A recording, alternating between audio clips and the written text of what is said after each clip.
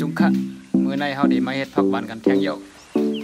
มื้อในเขาได้มาเฮ็ดปลาดุกซูชิปลาดุกมันเฮ็ดจึงหือพองในกว่าเฮาก็เฮ็ดจังกันครับ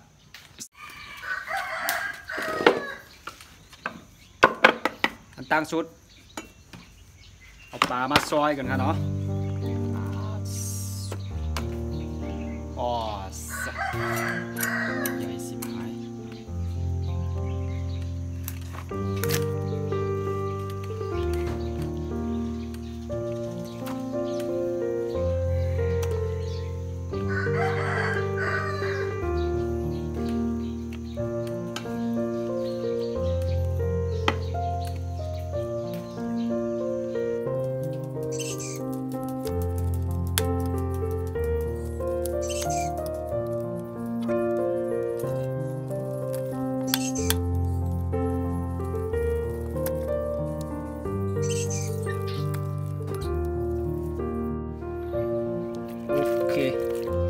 ซอยยาวค่ะเนาะกำหัวนี่มันล่าง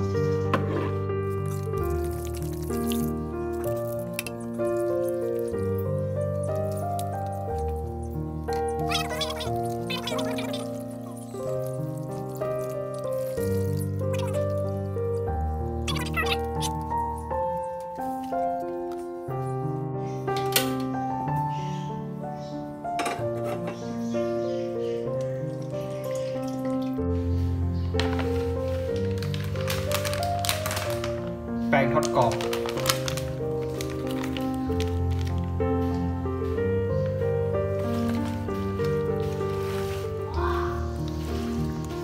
ครับโอเคเก่งมากลูกอ๋อ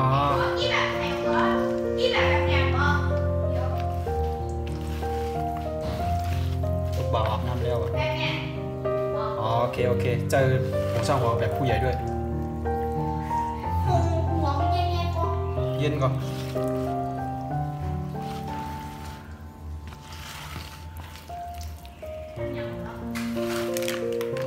กระดูกทอดกรอบ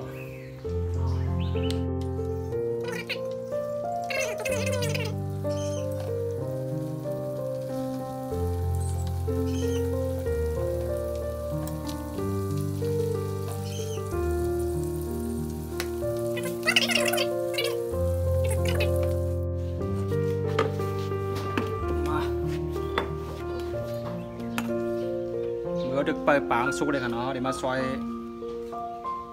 นี่ตาดีเฮ็ดน้ำพริกนึงกันเนาะ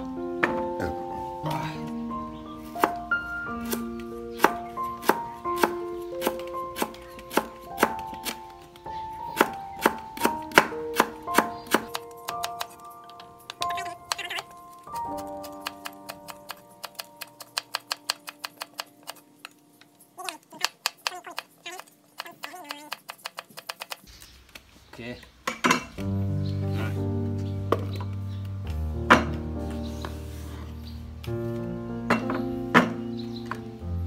พริกแห้งเกี่ยวกับเพชรก็ใส่น้ำเดี๋ยวตำในก่อนเนาะ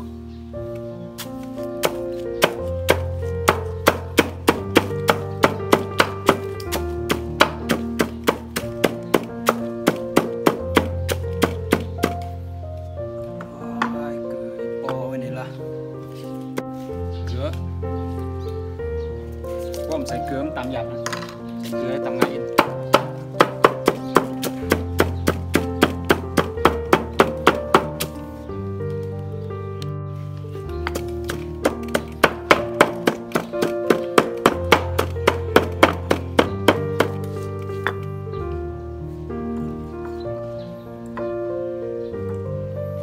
ขิงขา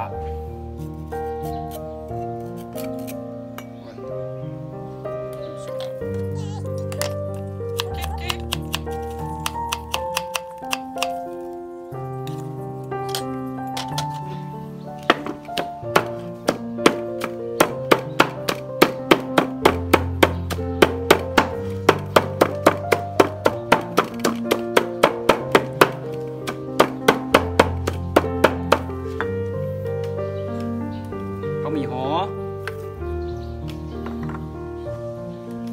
เขามีเหลียง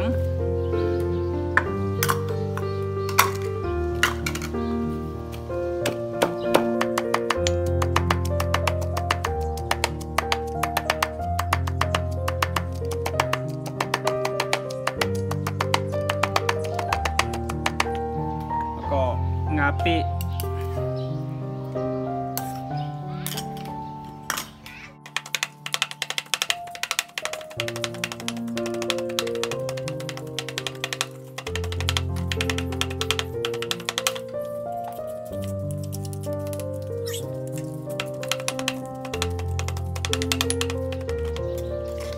เคนะ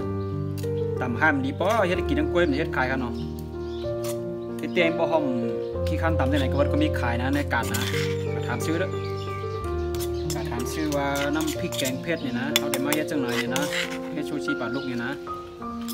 เอาถามชื่อว่าในการเป็นบ่มีขายครับมีคุณเมียวในการ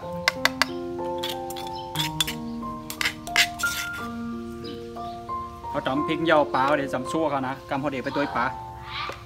โอเค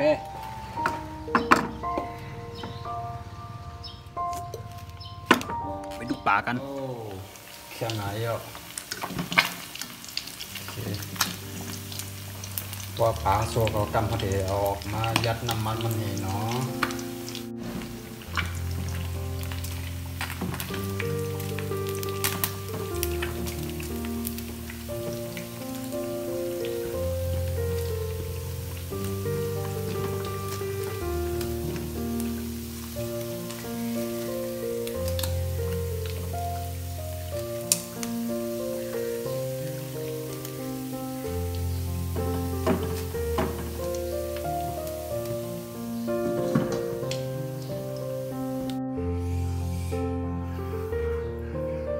ถ้าว่าเสียวโคปลาเค็มแบบเหี่ยวยาวก็กันแนวนี้มาเห็ดน้ำพริกมาเนาะ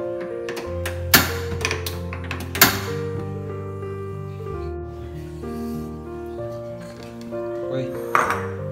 ไปแรงเลย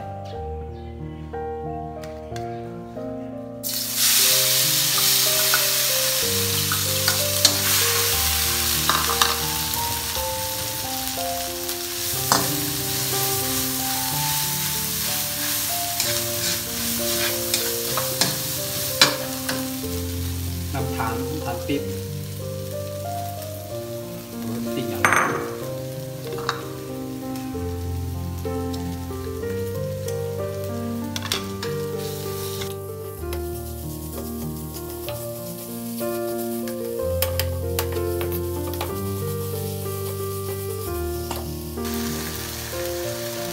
้ำมันหอย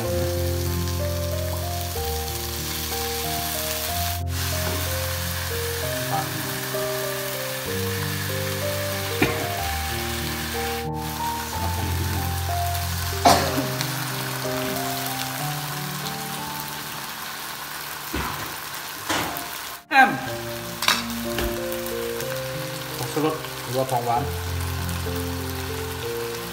ขี้เขียว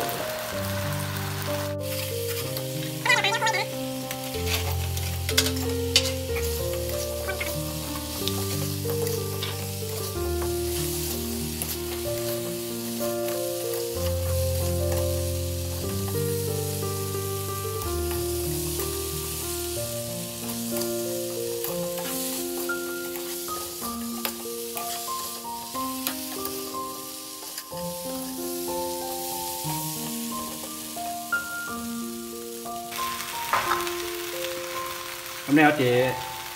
อย่างก็บอยบักกูดอะแล้วก็ข้าวหอมมาซอยช่อเราใส่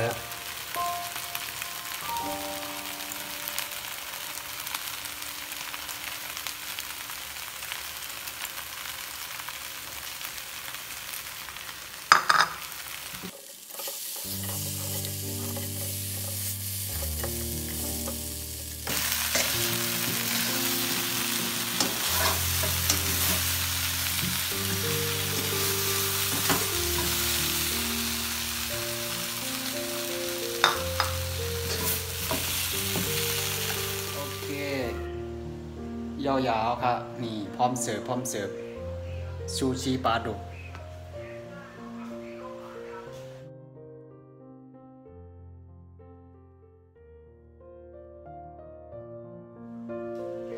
ใช้เวลาชั่วโมงป่าแล้วเนี่ยแต่มือเขาว่าไม่ตกเนื้อมือรับสิ่งไปแล้วกันนะเดี๋ยวมาจิ้มจอมกันค่ะนะ